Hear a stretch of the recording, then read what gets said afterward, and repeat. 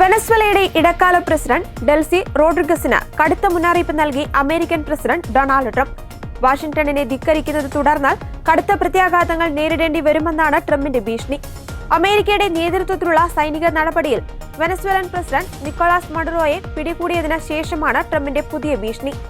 ഞായറാഴ്ച രാവിലെ ഒരു മാഗസിന് നൽകിയ ടെലിഫോൺ അഭിമുഖത്തിലാണ് ട്രംപ് റോഡ്രിഗസിനെതിരെ പരസ്യമായി തന്നെ ഭീഷണി മുഴക്കിയതെന്ന് അറ്റ്ലാന്റിക് റിപ്പോർട്ട് ചെയ്തു.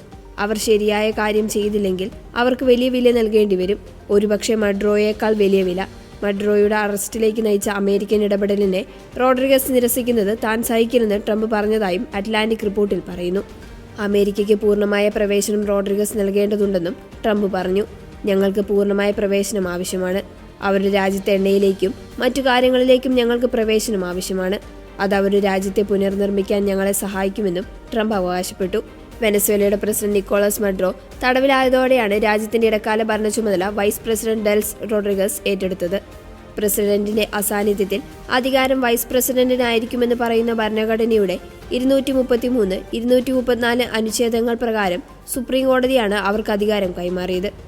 വാഷിംഗ്ടണുമായി സഹകരിക്കാൻ റോഡ്രിഗസ് തയ്യാറായിരിക്കാമെന്ന് ട്രംപ് മുൻപേ സൂചിപ്പിച്ചിരുന്നു. അഭിമുഖത്തിനിടെ US ഇടപെടൽ നേരിടുന്ന അവസാന രാജ്യം വെനസ്വേല ആയിരിക്കില്ല എന്നും ട്രംപ് സൂചിപ്പിച്ചു. തീർച്ചയായും ഗ്രീൻലാൻഡ് ഞങ്ങൾക്ക് ആവശ്യമാണ്. ഡെൻമാർക്കിന്റെ ഭാഗവും നാറ്റോ സഖ്യകക്ഷിയായ ഈ ദ്വീപിനെ റഷ്യൻ ചൈനീസ് കപ്പലുകൾ വളഞ്ഞിരിക്കുന്നുവെന്ന് ട്രംപ് പറഞ്ഞു. അതേസമയം ട്രംപിന്റെ പ്രസ്താവനകളെ റോഡ്രിഗസ് ഉടൻ തള്ളിക്കളഞ്ഞു.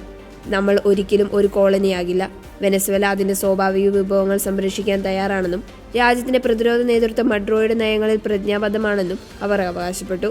ലീഗ് പാർട്ടിയുടെ സ്ഥാപകനും ഗറില്ല പോരാളിയുമായ ജോർജ് ആന്റോണിയോ റോഡ്രിഗസിന്റെ മകളാണ് ഡെൽസി റോഡ്രിഗസ്. ധനകാര്യം, എണ്ണ എന്നീ വകുപ്പുകളുടെ മന്ത്രി കൂടിയായ അവർ 2018 വൈസ് പ്രസിഡന്റ് സ്ഥാനത്തെത്തിയത്. 2014-17 കാലത്ത് വിദേശകാര്യമന്ത്രിയായിരുന്നു. മഡ്രോ സർക്കാരിനെതിരായ നീക്കങ്ങളെ ശക്തമായി നേരിട്ടിരുന്ന അവരെ മഡ്രോയുടെ കടുവ എന്നാണ് വിശേഷിപ്പിച്ചിരുന്നത്. വെനസ്വേലയുടെ എണ്ണ വ്യവസായത്തിനുമേൽ US ഏർപ്പെടുത്തിയ ഉപരോധങ്ങൾ കൈകാര്യം ചെയ്യുന്നതിലൂടെയും അവർ ശ്രദ്ധ നേടിയിരുന്നു. അമേരിക്കൻ അധികൃതർ പറയുന്നതനുസരിച്ച് നിക്കോളാസ് മഡ്രോ ഇപ്പോൾ ന്യൂയോർക്ക് സിറ്റിയിലെ ജയിലിൽ കഴിയുകയാണ്.